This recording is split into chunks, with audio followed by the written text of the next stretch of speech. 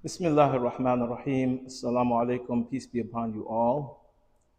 Today's da'wah topic in English is Imam Ali's timeless guidance to his family and community. And we're going to focus on his guidance in regards to truthfulness, trust in Allah subhanahu wa ta'ala, supporting the oppressed, and standing against injustice. Before we start that discussion, I want to ask the question, who is Ali? Peace be upon him.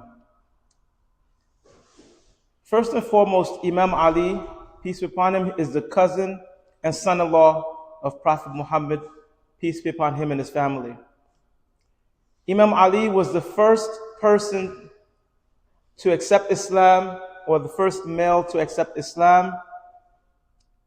And we have that in the narration from Hadith Tirmidhi.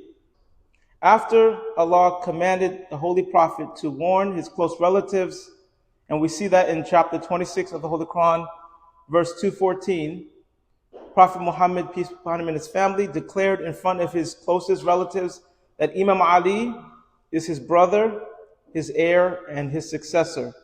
This narration is recorded in the Musnad of Ahmad ibn Hanbal. Imam Ali, peace be upon him, is a member of the Ahlul Bayt of Prophet Muhammad, and this is called the people of the house. We read this in Quran chapter 33, verse 33, in which Allah removed all filth from them and purified them completely.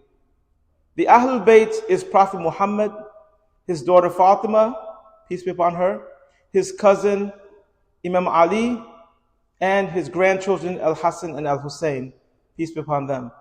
And we learn about the people of the house, the Ahlul Bayt, in many narrations. You can find in Sahih Muslim's narration in hadith number 2424, At-Tirmidhi's hadith number 3787, and Musnad of Ahmad ibn Hanbal in 30,602 and 30,603. That's the hadith number. So these are examples of telling us who Ahlul Bayt are.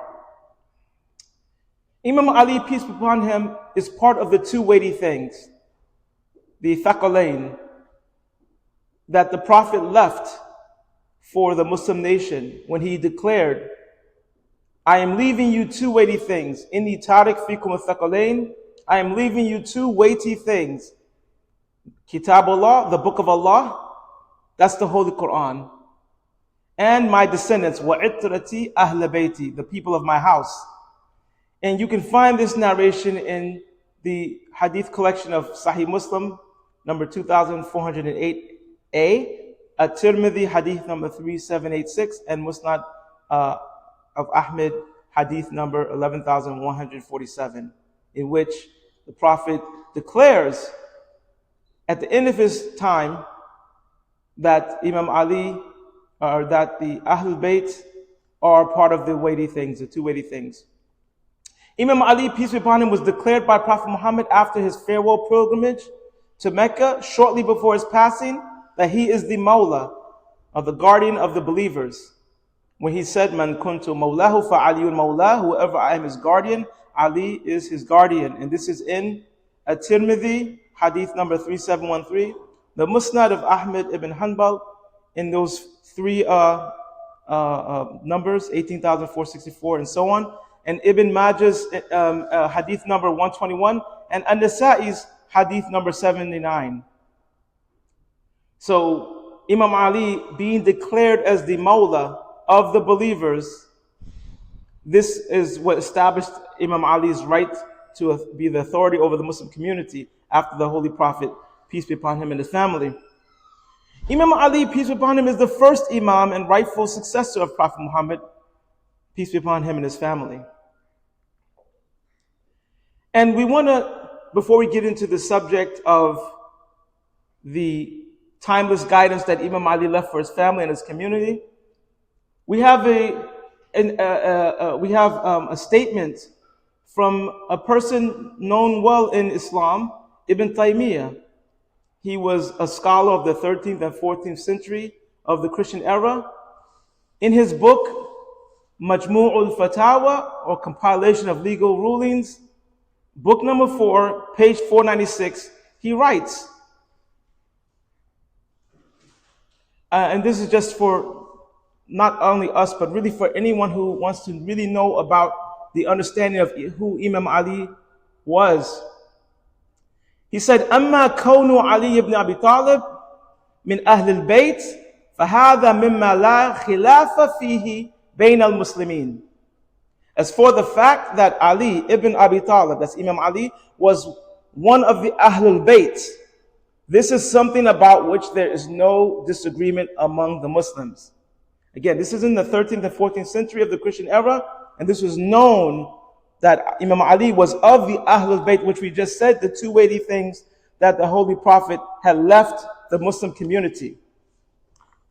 He continues, وَهُوَ أَظْهَرُ عِنْدَ الْمُسْلِمِينَ مِنْ أَنْ يَحْتَاجْ إِلَى دَلِيلٍ. And it is more apparent to Muslims than the need for evidence. It's so clear that Imam Ali is of the Ahlul Bayt that there's no need to even have evidence for it. He continues, بَلْ هُوَ أَفْضَلُ أَهْلِ الْبَيْتِ وَأَفْضَلُ بَنِي هَاشِمْ بَعْدَ النَّبِيِّ. Okay? Rather, Imam Ali is the best of the Ahlul Bayt and the best of Banu Hashim. This is the direct tribe of Prophet Muhammad, Banu Hashim. This is a smaller tribe within the overall tribe of Quraysh. This smaller tribe where the Prophet is from, Banu Hashim, Imam Ali is the best of Ahlul Bayt and the best of Banu Hashim after the Prophet, peace be upon him and his family. He continues,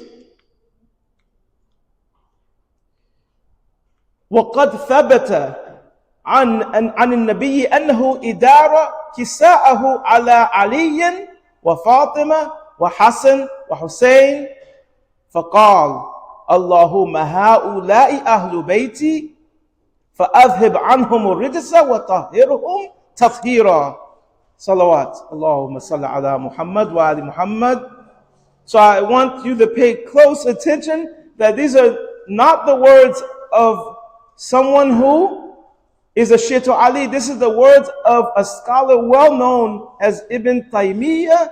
He himself said that it has been proven from the Prophet that he extended his covering, this cloak he had over Ali, Fatima, Hassan and Hussein, and he said, "Oh Allah, these are the people of my house." He's telling Allah, these are my Ahlul Bayt. So when we mention the two weighty things, the Book of Allah and the Ahlul Bayt, these are the ones the Prophet is leaving the Muslim community with. And he said, these are the people of my house, so remove from them all uncleanness and purify them with a thorough purification. It is hoped by these examples, and also the fact that we can discuss anytime about Imam Ali, his merits, who the Shia of Ali are, the fact, the truth of our madhab and what we follow, so that the Muslim community can have clarity, that we can bring unity amongst the community. We are ready to discuss with anyone on these matters. Now, with that said, we're going to go into the timeless guidance he gave. First, we're going to talk about the guidance he gave to his family, and then we're going to talk about the guidance he gave to the Muslim community in general. So the first thing we have is on truthfulness. And then the word for truthfulness is sidq. Okay? Imam Ali, peace be upon him, said in his counsel to his son and second Imam Al-Hassan, peace be upon him, accustom your soul to truthfulness, and you will taste its sweetness. To his sons after the war of Siffin, Imam Ali said to them, beware of lying, for it corrupts faith, and whoever is truthful will not perish. In his counsel to his son Muhammad ibn al-Hanafiyyah, peace be upon him, Imam Ali said, hold fast to truthfulness in all of your affairs. And in his counsel to his family, Imam Ali, peace be upon him, said, truthfulness is salvation. This teaches us that sidq is extremely important for the Muslim, which means that as a Muslim, we cannot be people who play games. We cannot be people who, half lie, half truth. We have to be people who speak straight. Okay? And the truthfulness is something that will take us far. And we're going to now see his guidance on the same topic to the community. He said to his community, our Shia, meaning the ones who support and follow the Ahlul Bayt. Our Shia are those whose tongues are truthful. Tongues are truthful. He also said, peace be upon him, truthfulness is the finest adornment of a believer. And finally, he said, a servant continues to speak the truth until he is recorded by Allah as a truthful one. And so this teaches us that as the Muslim community, and as specifically as followers of Ahlul Bayt, peace be upon them all, we have to be clear in our speech, truthful in what we say, and we must not be ever people who are known to lie and misguide others. The next guidance that Imam Ali has given to his family is about having trust in Allah or reliance upon Allah. The word uses tawakkul, right? To have tawakkul or reliance upon Allah. Imam Ali, peace be upon him, in his counsel to his son and second Imam Al-Hassan, peace be upon him, said, give life to your heart through reliance upon Allah. You want to be alive?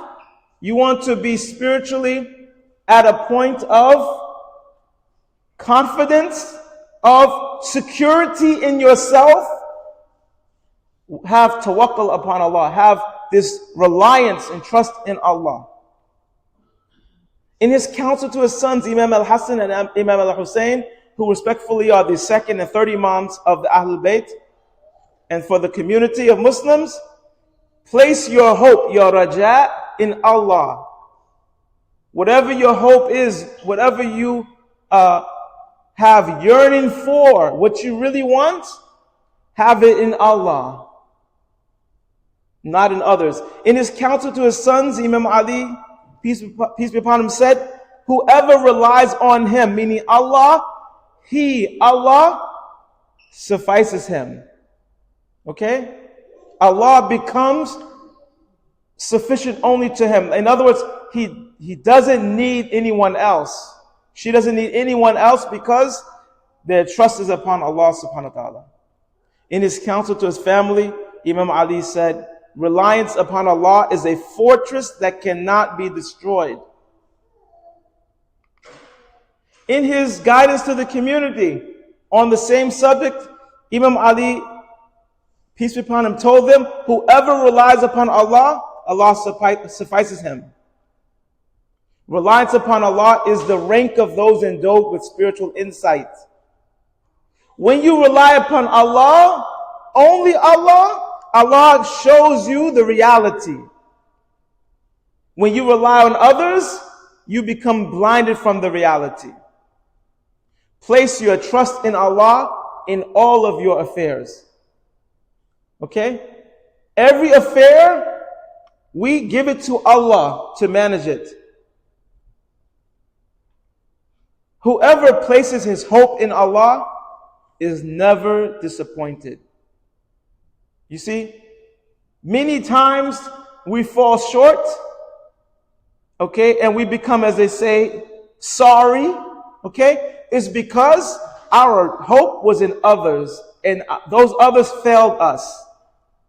Our hope was in something that wasn't really real. It was in something that was not the reality. So when we place our hope in Allah, we will never be disappointed. Now we're going to talk about the timeless guidance Imam Ali gave to his family in regards to supporting the oppressed. Imam Ali, peace upon him, in his counsel to his son and second Imam, Imam Hassan, peace upon him, he said, be an enemy to the oppressor and a helper to the oppressed. To be an enemy of the oppressor means you must be supporting the oppressed. You cannot be both.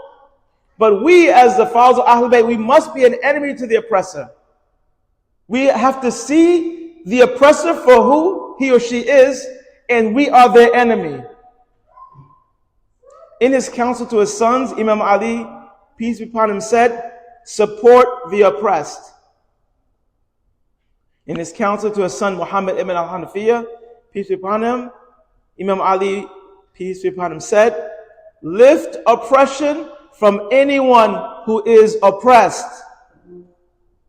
In his counsel to his family, Imam Ali, peace be upon him, said, whoever supports an oppressed person, Allah supports him. Think about that. Now the counsel to his community, he said, be helpers of the oppressed. As Muslims, we must support those who are being oppressed. This means wherever we're living, and this message is to all Muslims, wherever we are living, we read the news, we read the current events, we see what's happening locally and internationally. Locally, which is closer to us, right? When we read about the oppression, we should help those who are being oppressed. This is supposed to be our MO, to help the oppressed. Imam Ali also said, our Shia, our followers. Okay, this is not, anyone could be considered a Shia by, believing in Imam Ali's walayat, his authority over the Muslims. But the Shia, this is a Shia in practice. Our Shia are those who neither commit oppression, nor do they assist others in oppression. Support the oppressed and restore the oppressed person's rights. Whoever supports an oppressed person, Allah will support him on the day of resurrection. Allah never abandons the one who supports the oppressed. We become, as Muslims, people who are always ready to help the people who are being oppressed. And we do not turn a blind eye and be selective in who we want to support of the oppressed. Now, our final topic in the timeless guidance Imam Ali gave to his family, we're talking about standing against injustice. Now, the word for injustice is dhulm, and we talked about the oppressed, the mazloom, in the previous one. But now we're given some understanding of how we can stand against injustice, which is oppression. Imam Ali, peace be upon him, in his counsel to his son and second Imam, Al-Hasan, he said, do not abandon enjoining good and forbidding evil. And the words here is the amr bil ma'ruf and nahi an al-munkar. This is something that is part of our furu' ad-din, part of our actions as a Muslim, that we enjoin good and we forbid evil. Okay? Do not abandon this behavior. You must do this. In his counsel to his sons, Imam Ali, peace be upon him, said, whoever is pleased with a people's injustice, it is as if he participated in the injustice himself. Whoever is pleased with a people's injustice, it is as if he participated in the injustice himself or herself. In his counsel to his son, Muhammad ibn al-Hanafiyyah, Imam Ali, peace be upon him, said, do not assist an oppressor. Do not. No matter how nice they might be, no matter how much they say how they want to help and do right things, do not assist an oppressor. In his counsel to his sons, Imam al-Hasan and Imam al-Hussein, peace be upon them, he said, be callers to truth and rejectors of injustice. And in his counsel to his community on standing against injustice, Imam Ali, peace be upon him, said, be opponents of the oppressor and helpers of the oppressed. Do not assist an oppressor in his oppression. Injustice destroys nations. Our Shia are callers to truth and rejectors of injustice. So with that said, I would like to take any questions you may have on this subject of Imam Ali's guidance.